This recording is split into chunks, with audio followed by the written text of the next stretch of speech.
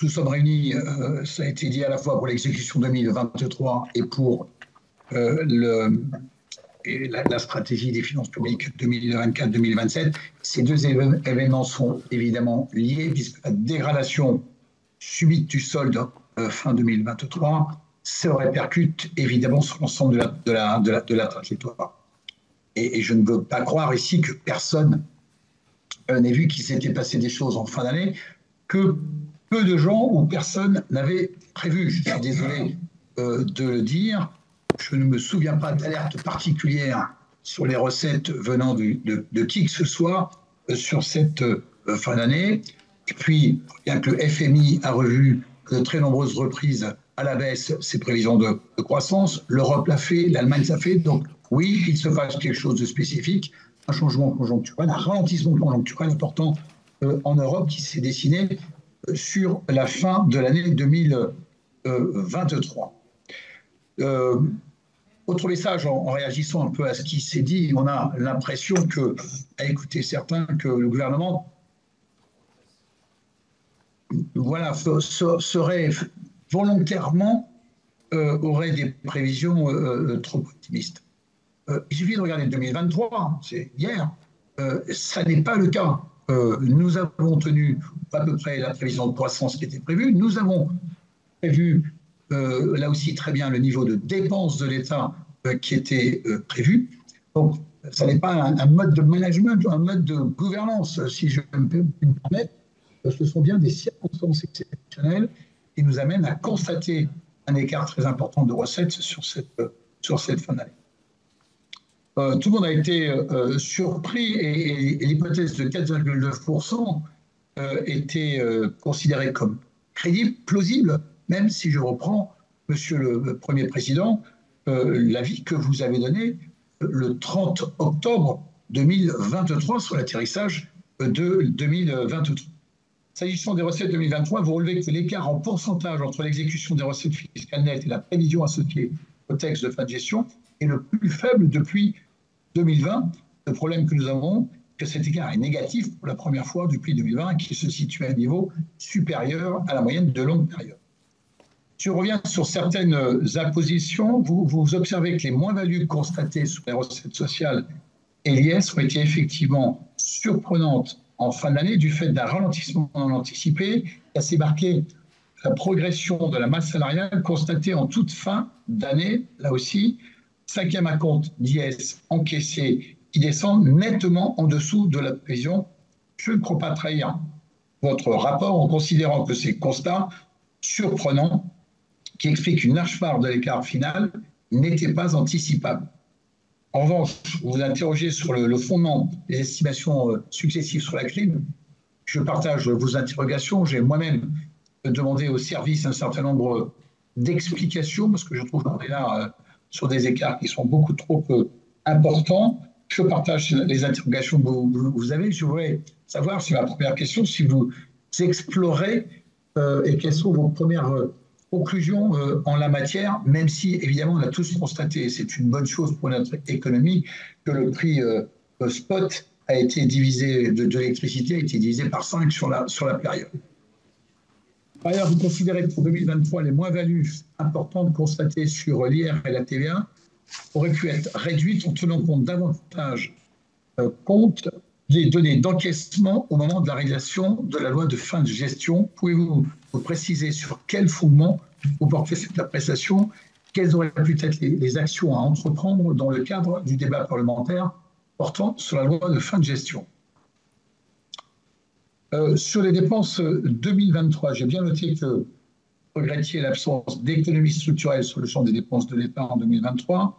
Lecture de votre rapport me conduit toutefois à penser que la gestion des dépenses de l'État a été sérieuse, sinon rigoureuse, durant cet exercice que nous avons atterri mieux que ce qui était prévu en matière de dépenses de l'État.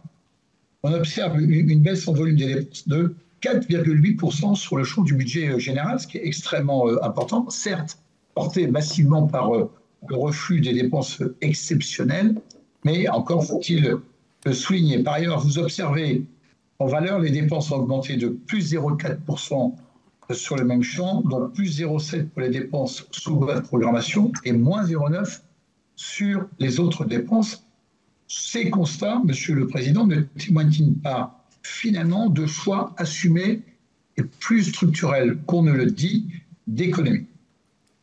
Vous soulignez qu'en 2023, les montants des crédits gelés mis en réserve ont été 2 fois plus élevés qu'en 2022. Un décret d'annulation a supprimé 5 milliards d'euros de crédits en septembre. Le texte de fin de gestion a, hors charge à la dette, ouvert des crédits tant qu'il y en a annulé. Là aussi, une preuve, je crois, de bonne gestion de l'atterrissage 2023.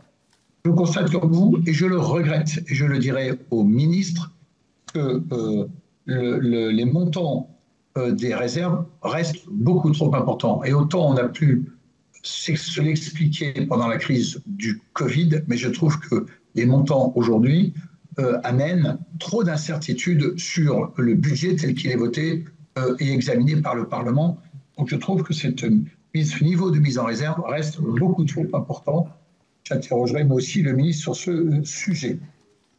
Je crois que le travail de la Cour sur l'exécution 2023, et j'en arrêterai là-dessus sur 2023, on est loin des caricatures décrivant une gestion hors de contrôle et sans attention portée au pilotage précautionneux de la dépense publique, comme vous l'avez indiqué.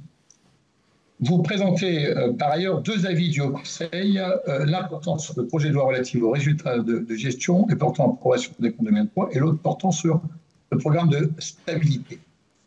Bon. Très rapidement, je note que le Haut Conseil ne considère pas important au sens de la LOLF l'écart entre le déficit structurel constaté en 2023 et celui programmé en loi de programmation des finances publiques. Au fond de cette appréciation, vous évoquez notamment l'impact du changement de méthodologie lié au passage des comptes nationaux en base 2020 opéré par l'INSEE. Net de ce changement, l'écart est donc inférieur à 0,5 de PIB. Pouvez-vous nous préciser la portée de ce changement, notamment sur l'effet de déficit et l'interprétation que nous devrions faire? Autrement dit, pourrions-nous dire, ce sera un mauvais raccourci, que sans cet effet, le déficit aurait été de 5,3 en 2023, où je me trompe. Sur le PSTAB, je partage évidemment grandement votre préoccupation d'ensemble s'agissant de nos finances publiques et les alertes que vous avez soulevées. Nous sommes face à un problème sérieux qui nécessite de la constante dans l'effort, ce qui passe par la clarté et l'organisation. Vous prenez acte de la révision des prévisions de croissance du gouvernement. Cette révision implique une trajectoire des finances publiques plus ambitieuse que celle figurant dans la loi de finances publiques, puisque le point d'arrivée sur les 3% de déficit en 2027 est pratiquement inchangé, vous l'avez dit, la pente est encore plus dure.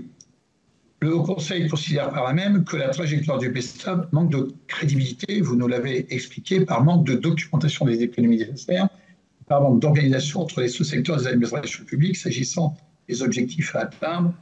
Il est vrai que le PLF 2025 doit être préparé sans attendre et que la marche est haute, particulièrement l'année prochaine. Pouvez-vous nous préciser le degré d'avancement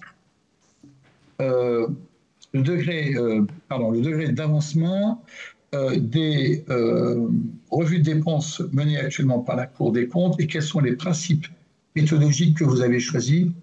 Proposez-vous des préconisations d'économie chiffrées ou pas dans ce cadre-là?